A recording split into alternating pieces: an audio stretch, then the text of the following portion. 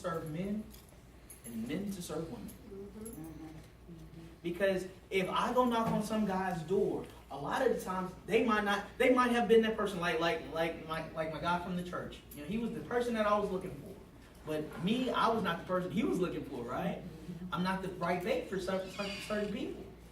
But any woman, I got you. You know, I got you. You know, just like with a majority of the men, y'all got them. You come knock on their door, you know, not only are they, maybe they're not the person that you're looking for. And this happened with one of my girls. I've got some girls, I call them like Charlie's Angels. I call them my angels. You know what I'm saying? I've got a black one, a Mexican, and a white one. And I promise you, if I send them, they're going to get you every time, right? And I sent one of my angels to serve somebody in Arlington. And she went to the business. The guy was not there. But she went in and she was looking all good and stuff, and smelling all good and stuff. And the guy that was there, he's like, hey man, you need to come, some ladies up here looking for you. You should come right now. I'm talking about like not even 10 minutes later, he was right there. And she made me like $400 like right there, and I had to give her $100. I was so proud of her. You know? But so, you know, take a uniformed approach as best you can. It would only help you professionally because now you can write off everything that you do. And honestly, y'all feel okay with everything? Y'all feel okay? Yeah. Okay. We're gonna keep moving because we got a lot of information. We're gonna keep on seeing. One of the best things that I like about this thing, they were the first ones to actually outline what does it mean to do a rush. What does routine delivery actually mean? The National Association of Process Servers says that a routine delivery means that the paper must have its first attempt within 4 days. So if you get the paper on Monday, if you go out there at least by Saturday, that is a standard routine. Now, sometimes you're going to get cases where the attorney is going to say, hey, I want you to serve this on the 25th. They're going to give you a specific day or a specific time, or they're going to say, hey, we don't know where he lives, but he's going to come and pick up the kids on Friday at 9 o'clock.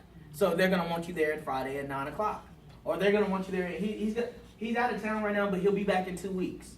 Okay, I understand. They're just putting me on so I can know what's going on, right? And I'll be ready in 2 weeks.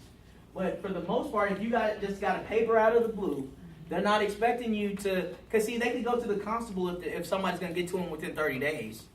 They just go to the constable for that. You know, they're coming to you for responsiveness. They're coming to you to get the job done.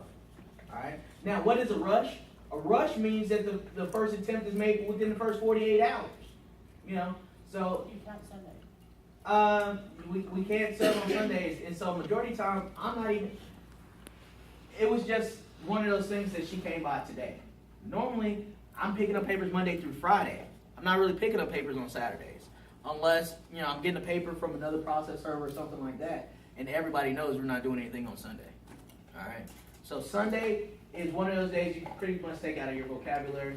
We do use that day when we're calculating proper service type stuff or answer periods. We do use Sundays then. All right. And it's saying that due today means that the first attempt is done the same day that it's received, right? And like I said, each one of those, they should each call for a different pricing point, right? And then they give you some good stuff. Never exceed authorized speed limit without prior approval. Never hold paper for front money without promptly advising the sender. So what they're saying is don't hold somebody's paper hostage and say, I'm not going to go do that until you pay me. Well, hell, you should have told me that before I gave you the paper. I might have paid you then. Or I might have found somebody else. Nobody wants to be held hostage. All right, let's get back into the presentation. Y'all know it's 2:40 already. Let's go to page 4 of your manual.